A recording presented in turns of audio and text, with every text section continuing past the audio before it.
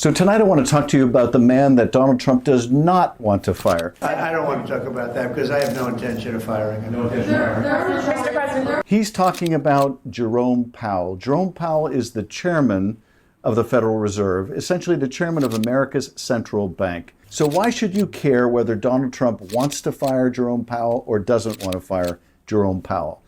Here's why you should care. Several days ago, Donald Trump tweeted this. That's right, he called Powell a loser. He talked about how wonderful prices are. They're going down, according to Donald Trump. There's no problem there. His upset with Jerome Powell is that Jerome Powell won't, at his beck and call, lower interest rates. This is one of the central powers of the central bank. That is, the Federal Reserve has tremendous influence over interest rates. It has to use that influence to accommodate two goals set for the Reserve by the Congress. One goal is to keep unemployment low. The other goal is to keep inflation low, to keep prices stable. Those goals are sometimes in tension. And here, Donald Trump wants Powell to lower interest rates because he thinks it will be good for economic growth. The problem is, of the two primary objectives that Jerome Powell and the Federal Reserve have right now, that is keeping unemployment low, but also trying to bring the cost of living and prices and inflation down, the bigger problem today is inflation. And Trump's tariffs are making it worse. So if Trump's erratic tariff policy forces higher inflation, it will actually mean that Jerome Powell and the Federal Reserve will likely increase interest rates again. That will mean that your mortgage will be more expensive. It'll mean that your car loan is more expensive. It'll mean more financial pressure on you and your family. So we don't want to see interest rates go up. I'd love to see them come down, but I want to see them come down because they make sense. I don't want to see them come down and just spur further inflation. That's the worry if you change interest rates too quickly, too prematurely, when inflation is still a growing problem, then you just heighten inflationary pressures. So that's not the right answer. An independent judgment reflecting the circumstance of our economy, that's in our best interests. One of the reasons that Trump had this latest outburst against Jerome Powell is that Powell stated the obvious, which is Trump's tariff war is pushing prices higher. Trump's tariff war is making inflation worse. And so here Trump is taking actions that make the problem worse, that make an interest cut even more unlikely. That is the fundamental problem here. Why should you care? Well, when Donald Trump was attacking Powell, we saw your retirement savings go through the floor. We saw the market crash. Now, why would the market crash over comments like that? Because Trump's economic policy is already so scattershot, so inconsistent. The tariffs are on one week, they're off the next week, they're back on against a different country, they're doubled, they're tripled, they're negated. That uncertainty has really been crushing to the economy. If you add to that uncertainty over who will be the chairman of the Federal Reserve, whether the president will take a lawless action by trying to fire the head of the Federal Reserve, it creates additional uncertainty, additional volatility, which is why we've seen the markets up and down this week. So you add the inconsistency on tariffs to the inconsistency about whether the president of the United States will interfere with the independence of the chairman of the Federal Reserve and therefore what the Federal Reserve does. And it just causes markets to collapse and your savings to collapse. This kind of unpredictability, this kind of erratic economic policy by the president, tariffs on, tariffs off, Jerome Powell in, Jerome Powell out, harms all of us. It hurts all of us. But don't just take that from me.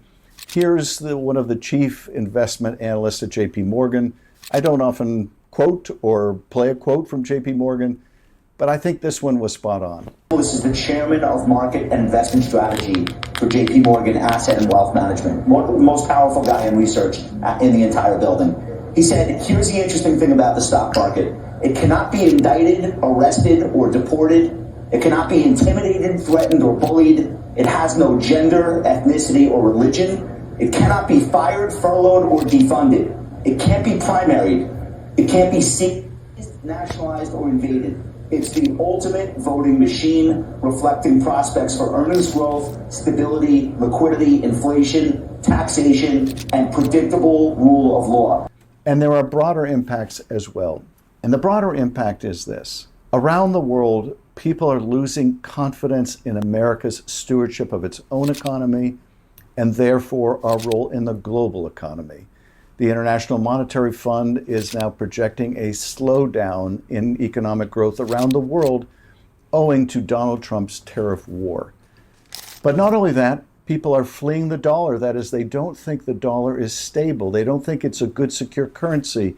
And so they're leaving the dollar for gold. If you invested in gold, which few people have the luxury of doing, you've seen gold go up astronomically to levels we haven't seen in a long, long time, or maybe ever. At the same time, you're seeing the confidence in the American economic system go lower and lower and lower, which also means that countries around the world may choose not to invest in the United States, not to invest in our businesses, not to invest in our economy, but to invest in China's, to do more business with China.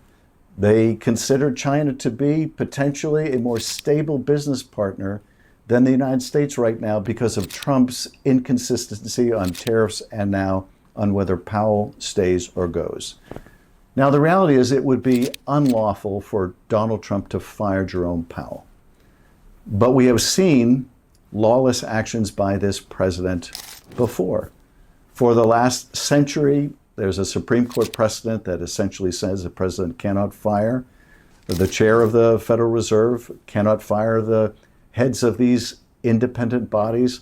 And they're independent for a reason. They're independent because we want that bank to make decisions quite separate and apart from the politics of the matter. We don't want monetary policy driven by politics. There's plenty of politics in fiscal policy set by the president or by the Congress, but the Fed Reserve is supposed to be independent of those partisan pressures, and we don't want to change that now. So we all have a big stake in this because we have a stake in the American economy. We have a stake in the dollar remaining strong. That is a valued currency. We have an interest in making sure that people's retirement savings are safe and secure.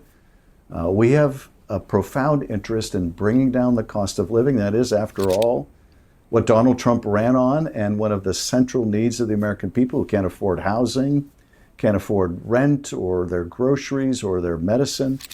So we have a particular and strong interest in making sure the Federal Reserve remains independent and that Powell isn't arbitrarily fired by the President of the United States.